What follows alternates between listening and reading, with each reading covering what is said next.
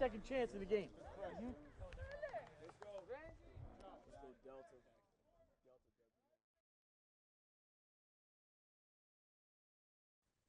All right. So I'm going to talk a little bit about the one thing that I feel that at York we've done really well the last couple of years is breaking down our opponents, and I have a little bit of a different method of doing it. Specifically formation wise, I've had a lot of people reach out to me about this. I've done some talks on it in the past, and I don't remember who I got it from. I'll kind of get into it, but I took it from someone at a clinic, and I've kind of made it my own. And I wish I remembered who that was so I can give them credit. But this is the way we do some things, and kind of get to it. So here's all the things that I'm going to try to cover. I know we got a little short in time here, but getting started, offensive style, film breakdown, and how we tag stuff. Players, who to stop, who to take advantage of, tendencies, what you know versus what players know, evaluating your breakdown, and then some contact info. But we'll get that out to you guys. So, uh, getting started, and here's where I think young coaches kind of it hurts them the most is right. You installed your defense, now you're getting ready for your game plan, week one, all that good stuff. Right, what do you do? I think way too many people try to reinvent the wheel every single week, and we have all these different game plans, all these different things going in. That's not it, right? I think a game plan is adjustment to your base defense, similar to is on offense. But I see it all the time, and we'll see we're watching film. All of a sudden, they're in one front, then they're in a completely different front. They got different coverages. It's like, well, if you're doing all of that week to week, what were you actually practicing? And do you have a solid base and a solid foundation for what you're doing? And also remember at the same time, right? We're coaching a high school defense, right? From the high school level, there's only so many things we could put in and master. So if you're playing a really good opponent and you're trying to figure something out, that opponent's going to realize pretty quick what you're trying to do and have an answer for it. Well, then do you have an answer in that game plan? And if you don't, so you got to kind of stick to your base and adjust it here and there. And hopefully get you some examples of that too. Um, so what do? I game plan with an offensive mindset of trying to figure out what the offense is trying to do and how they're going to attack us, right? Because there's a difference in that, right? When you're breaking down film, right, you only have a certain amount of film to look at, but the offense is creating a game plan to you. So there's a little bit of predictive nature that you have to do in that. Um, uh, this is different than what plays they run, what formations they run, right? What's their scheme? And that's what I do. I am laser focused on my scheme. My assistants are laser focused on personnel and matchups and how that works against us. And we mesh it at the end. The bottom line is don't let them do what they want, right? It's weird to say that, but if you see that a team, right, is running power, I'm just going to say power, right? If they're running power, 30 times a game, don't let them run power, right? Stack the box, blitz the power side, right? Do whatever you can to force them to do something else, right? If you can take away the two best things they do while still being defensively sound, you're in a really, really good spot on defense. And I think that goes through almost any level of football, right? Take away their number one, number two, best scheme, and you're in a good spot.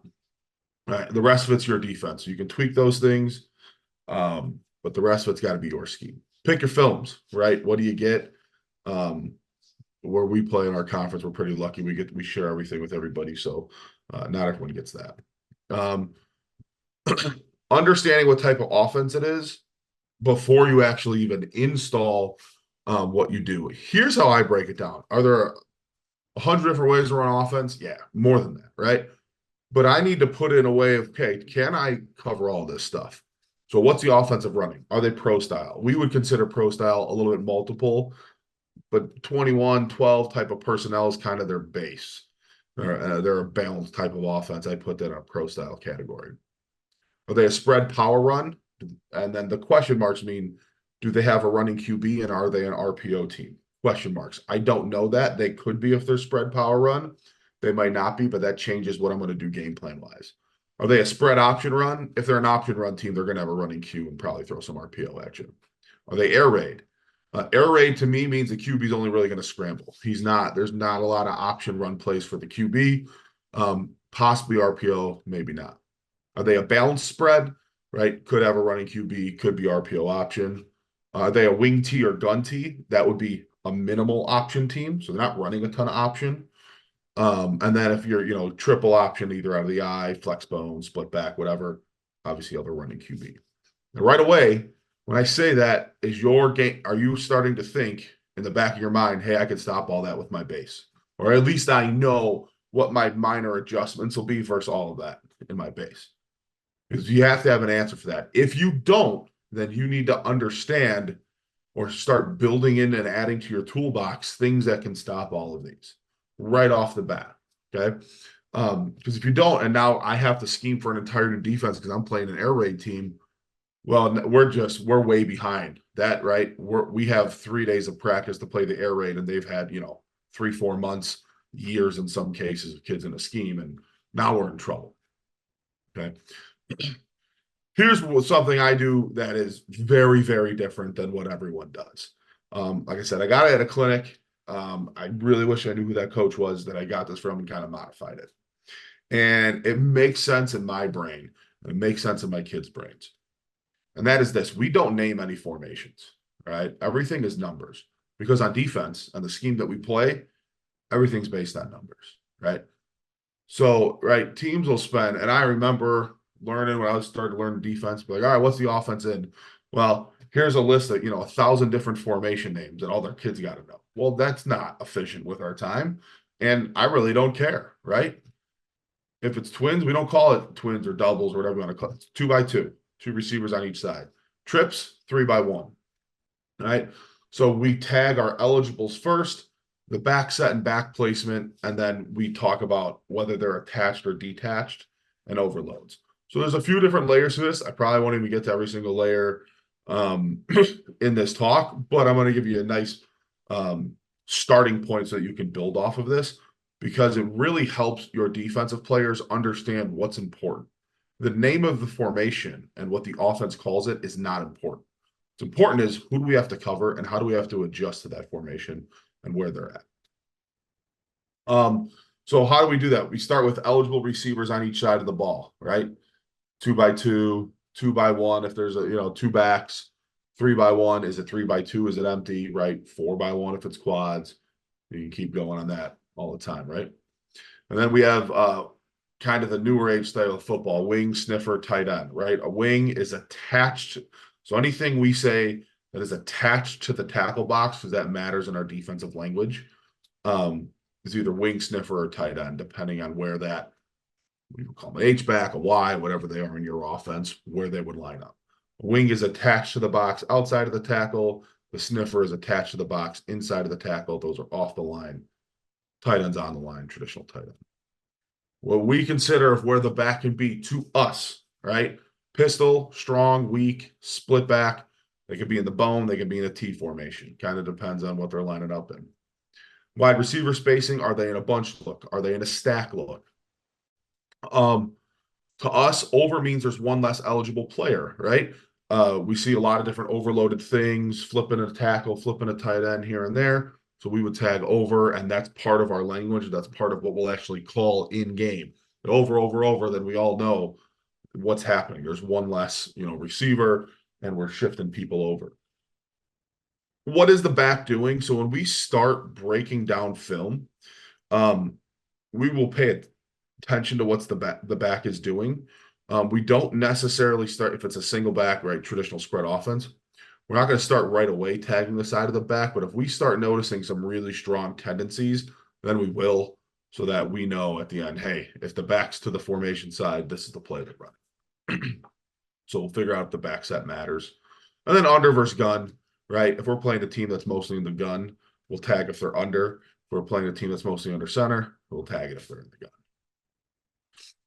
gun. Motion or shifting, use your own language, who, when, and why. So whatever your offense is using, use it, right? If they call it jet motion, call it jet motion. If they call it return motion, call it return motion. We use that same language. When we tag a run play, this is something I do differently too. I tag it to how we have to fit it. I don't necessarily care what the offense calls it. And I'm going to get into an example, and O-line coaches and offensive guys are going to see it. And even my offensive guys see it and they tingle because I'm going to talk about inside zone and duo in a second. Pass game, we tag each route individually, and we'll tag it from where we think the passing strength is to the weak side. If we notice like a bunch of the same concepts running, like four verts, hey, they ran four verts, they're running 7-8 times a game. We'll just throw four vert. We'll throw the concept in. Hey, we see they run a lot of mesh. We'll just put the concept in because then we know we have to do it. Screen draw, play action trick. I think it's self-explanatory. We try to incorporate our own offensive language if we can. Sometimes we don't have enough crossover with those players, so we just have to do it the way our players will see it. Like I said, the formation tagging is kind of what I get the most about, right? So here's a formation, right? Game we're playing. We wouldn't say this is trips. To our defense is 3-by-1. 3-by-1. 3-1. If we noticed, so this team in particular, the back set, they did a ton of, I mean, the defensive coordinator's nightmare. Ton of different stuff with back sets, so it didn't actually matter. They can run almost any play out of any back set where he was. But if we were tagging this normally, I would call this 3-by-1 weak because the back is on the weak side. Okay. Here, this would be 2-by-2. So there's a tight end over here. I'll show it from the end zone. Tight end. So this is 2 receivers by 2 receivers with a tight end here. So this is 2-by-2 T. Once again, if the back set mattered, it would be 2-by-2 T weak because I would consider this our strength, or at least our run strength. That's another story for another day if you were really breaking down our defense. That this would be our run strength. So I always call that 2-by-2 T weak. That's what the back set is. The motion here, right? I would tag this as X jet. We use the language of jet. Even though he goes behind, right? Since he continues this motion to the other side flat and gets vertical, I would still call that jet. Whereas if this motion for us, he kind of rounded it off. Same thing here for us, right? 3-by-1. T. This would be 3-by-1 T. Oh, I missed the tag in there. That's 3-by-1 T. So now we get into stuff like this. All right, well, what are we calling this, right? Same offense, same game, right? You can make it another name, but what does another name mean to us, right? So what is this for us? Okay, let's talk about. Well, there's 3 receivers over here. 1, 2, 3. The way I see this is 3 wing sniff with a tight end. So I'm going to show you from the end zone. No, don't have an end zone. I lied. I'm going to show you this. Wing, sniffer, tight end. You could call this trips bunch tight if you wanted. You can make whatever names. For us and how it mattered for how we were playing this game, this is 3. There's a wing, there's a tight end, and a sniffer. Okay, and then 1, obviously, a receiver over here. Okay. Then we get into some wing T stuff, right? So here, wing T, wing tight end by 1. And I would call this a weak back set because here's my run strength and the back is our split weak. Once again, this is a team in our conference that we're familiar with, so we can kind of tag it a little quicker. If you're playing a new wing T team that has a bunch of different formations, maybe you need to slow that down a little bit. But we know what that means for us. They're primarily under center. So if they're in the gun, we would tag it gun. But since they're under center, we know what weak back means. There's going to be a full back, and then the offset's going to be weak. Same thing here. Now we have 1, 2 receivers with a wing. So this is 2 wing by 1 T, and where's the back? So now the back is actually, since there's 2 receivers on this side, once again, there's a whole kind of another story of how we would consider our run strength, but this would technically be our run strength on this play. So we would call this a strong set. This is a strong back set. Back was over here. In this formation, we'd call it weak. And then if the fullback here, so here we have a set, excuse me, right, where we had 2 guys. I consider this a wing. and then wing T, and this fullback is offset here as an example. Yeah, you could call this just a normal split back, I guess, if you wanted to as well. But that's just an example to show you what an offset back would look like in a wing T look. Same thing here, 2x2, wing T, okay? Since once again, this kind of goes into game planning of what my strength versus weakness in run tagging would be. But in this set, he's technically the strong side. And like I said, I could spend hours on why I do it that way. Just know that when I explain it to our players, it's actually really simple of when I'm picking where the run strength is. And then you can get a stack receiver looks. We just call that stack. Same thing, 3 wing by 1. Okay, players. How do we game plan to stop a player? Okay. Offenses want to get the ball to the best players. Yeah, really? Yeah, we know that, right? Okay. So if you can defend some tendencies, you can defend the best players. It all kind of depends on what those tendencies are. I usually think I can take the run game away with my scheme. So if their dude is the running back, I would say that my scheme needs to take him away. Then I look into pass game. Pass game, it's how's the matchup. Do I think my matchups are even across the board? We run a match 3 scheme, so we get in. There tends to be some one-on-one matchups that happen quite often in what we run. And we look, do we have matchups? Usually it's with either the X, right? Obviously, the best players on offense usually play at X, the best receivers, or a slot. Is there a really speedy slot? Do we have an outside backer match in that? Do we need to change that look? So how's the matchup? And here's kind of my overall assessment. If we are doing our evaluation, and I think we are even or better, our matchups are even or better, meaning our defensive players are at least even with the receivers. I am not going to adjust our coverage to those receivers. Like I said, that kind of depends on our evaluation. We see in game that someone's getting beat, then right, we have stuff in our toolbox so we can adjust. But if we're like, hey, this guy's an X, he's better than our corner, we're going to adjust that, right? We're going to adjust our scheme to take care of that matchup. Now, the most overlooked part, I think, is how do we attack offenses? I think we overlook this too much. Defenses can attack offenses. Here's the way you can attack. O-line. Get your best players in one-on-one matchups or attack with movement and pressure. So if you find an O-line that is weak, an O-lineman that is weak, you need to find a way to get your best player on that guy. And it's not that hard. You only need to find a way to get your best player on him one-on-one.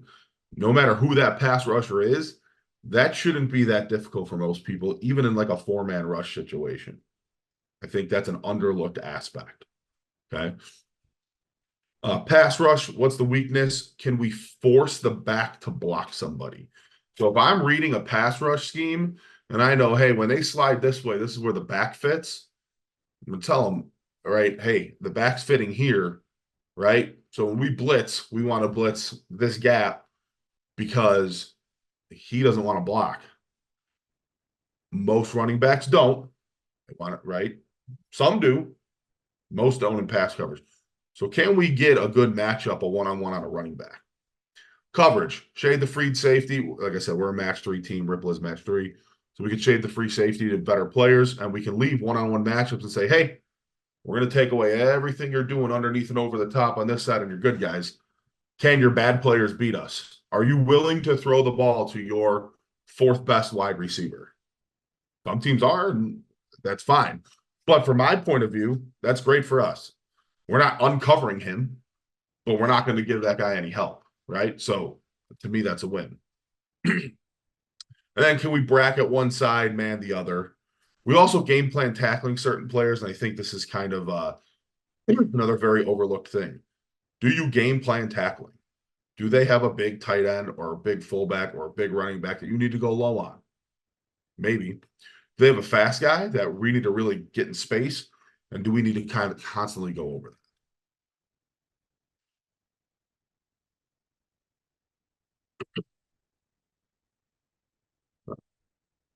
We're going to skip through a couple clips here. Finding tendencies. So everyone kind of uses huddle reports. If you don't use huddle reports and huddle assists, I'm going to kind of give you the simple thing, simple version. I think most people do, but I don't know how many people are using custom reports. And from the people I talk to, it's not very many. Maybe you are, maybe you're not. Run, recheck. You can make these as many times as you want with a basic huddle account. The cheapest huddle account you can get, you can run all sorts of reports with and get all sorts of data, more than you would ever need. All right. So this is what a breakdown for me would look like, right? You have ODK, obviously, then you get your down distance, hash, yard line, gain loss. It's pretty simple. Play type, result, simple. I want the formation, the motion, the offensive play. If I'm playing a team that has multiple concepts, but we can cover the concept, and that's what we're concerned with, we will then add a concept column to do that, right, in the pass game. But this is what I want it to look like. The basics of it, reports, and you can click on reports and make those. Summary, down distance, formation are the big ones that I use. You can, Huddle does this automatically for you. Here's the part a lot of people miss out on, and that's the creating a custom report. You can pick any single column you want and get all the data you want on it. Right?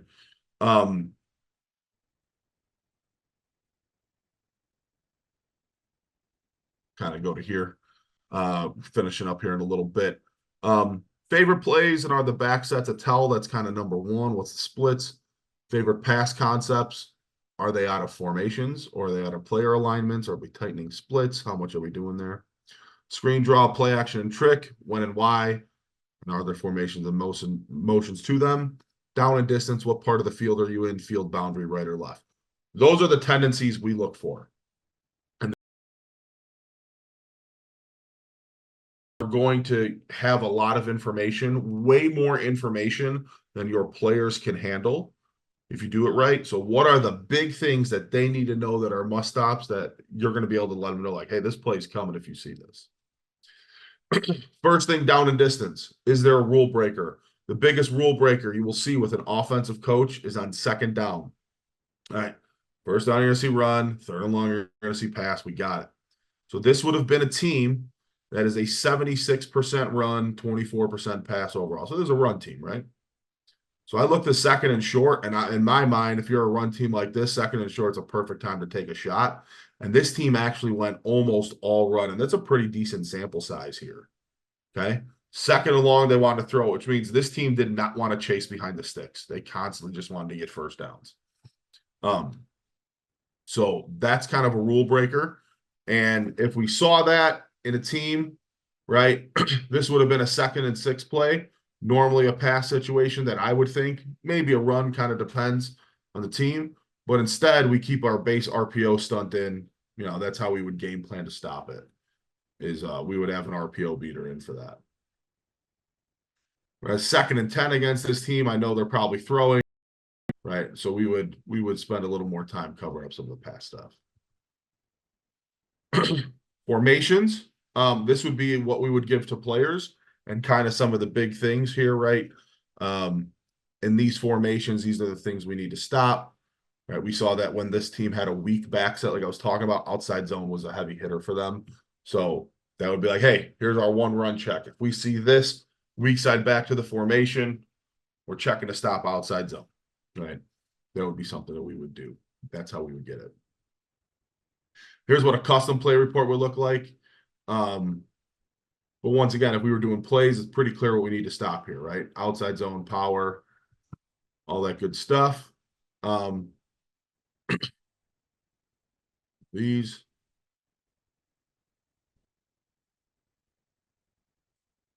Past concepts and custom reports. So here's where, right, you can kind of pull a custom report. So I sorted this. I went custom reports. I went offense, and then pass concept. And those were the only two things I wanted. So I know this team was a quick pass team, and then they went to rollout, and then this is what they did after that, right? So I know I'm going to spend a lot more of my time kind of defending against this, right? instead of doing every single individual quick route, right? Maybe they ran slants or all hitches or smash or whatever they ran in quick. I know that we're going to work on, quick game stuff and rollout stuff this week. Excuse me. Same thing with back sets here. I knew in this team, I went ODK. So O was the first one. Backfield was my next set. I changed the backfield sets around because I noticed that this team was doing a lot of stuff with their backfield and they had some tells. So when this team was in the gun, right? They had 73% pass. Okay. Pistol, 82% run. Those are some pretty heavy tells, right? Empty, obviously pass. When they went under center, they ran the ball and they either ran. But these are some two pretty good looks here that if they had an offset back in the gun, they're throwing the ball. They had pistol. We're going to be geared up towards the run. Maybe put a run check in there.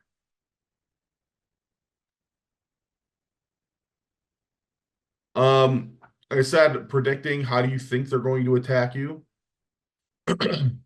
What they do is easy. It is easy to find out what they're running. I think everyone should be able to tell that. Why they did it or why they're doing it or why are they going to do it against you, that's much harder to figure out. Putting yourself in the mind of an offensive quarterback, why are they doing this, right? They got a stud running back. It's pretty easy to understand why they're giving them the ball, but like why are they running this scheme, right, in this close game, right? They might come out, run something different against you depending on your scheme. Why are they doing it? What is the reason, right? And that could be different than a normal tendency for them. Better offenses and better coaches, more of a chance for the unexpected, right? There's a lot more of a chance for them finding your weakness on defense, or them finding your schematic weakness on defense, not just a player weakness. In-season self-scout, right? Hey, when you do a scouting report and, you break down your film at the end, right after the game, do you take a peek back at that scouting report? Like, man, we missed a couple things, right? Did we miss it? Take 5 to 10 minutes and do that. Predict based on the why and the self-scout and know what your beaters are, right? Every defensive scheme has something that is going to attack them. Every single one. Know what the weaknesses are and does the other team have plays that are going to beat you? Does that go into their offensive mindset?